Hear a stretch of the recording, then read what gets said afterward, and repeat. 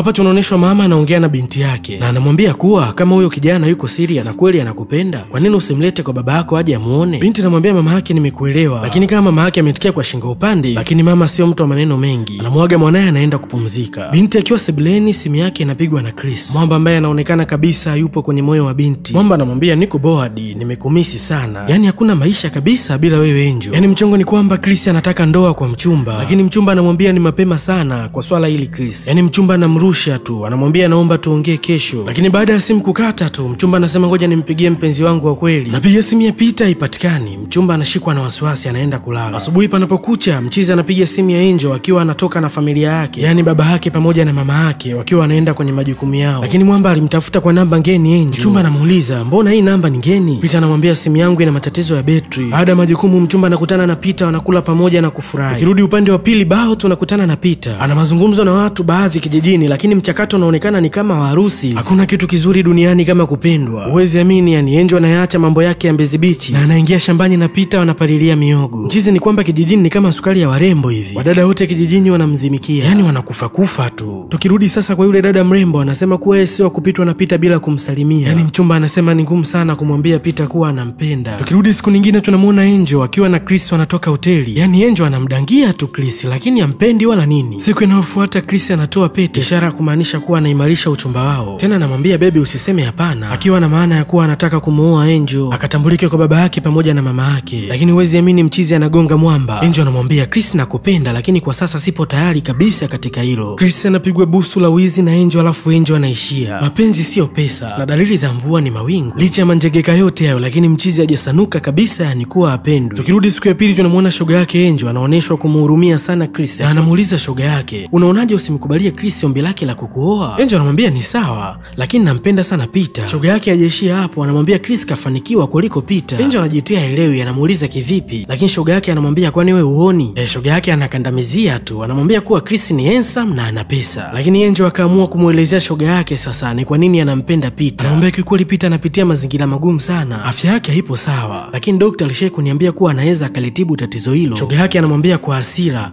ana matatizo ya kiafya lakini bado anataka kuolewa naye. Bana kumbe mchongo ni kwamba Peter anaumwa sickle cell. Lakini shoga yake anakazia kwa kusema ningekuwa ndo wewe mimi ningeolewa na Chris. Tukirudi Bao tunakutana na yule mshikaji ambaye ni bachelor wa kijiji. Anakutana na binti ambaye amechizika kinoma na Peter. Mshikaji anamtongoza binti, binti anamwambia mimi nampenda sana Peter, na sio kumpenda tu, na mpango wa kuolewa naye. Maana ya kukaa kimya, anamwambia binti kuwa Peter ana mchumba mzuri sana na anaishi mjini. Baada ya binti kumpa mgongo tu mshikaji anaanza kunungunika, Peter ni nani hapa kijijini? Yani kila mwanamke anampenda yeye tu, kwani yeye nani? Siku inayofuata tunaonyeshwa Angel anaenda nyumbani kwa Peter. Anafanikiwa kumuona Peter anamkumbatia, analia sana. Peter anamuuliza unalia nini? Mchumba anamwangalia Peter kwa huzuni, anamwambia upo sawa mpenzi wangu. Peter anamwangalia mpenzi wake kwa mahaba, anamwambia mimi si wa kwanza kuzaliwa kwenye hali hii, duniani wapo wengi sana wenye matatizo kama yangu. Anamalizia kwa kumwambia nilishakukataza kwa sitaki kukuona ukiwa kwenye hali kama hiyo. Peter anakasirika, anaingia ndani, anafunga mlango na kumwambia kila ukiniona unahisi kama kuna kitu kwangu hakipo sawa, sipendi mimi. Angel analia sana, anarudi kwenye gari na dereva anarudi nyumbani. Hiyo inatufundisha kuwa ukikaa na mgonjwa usimuoneshe utofauti au na wasiwasi juu ya maisha yake. Bana, hiyo ni Oath of Love episode ya pili. Mimi ni Ali Ngatena na hii ni Joflex Studio.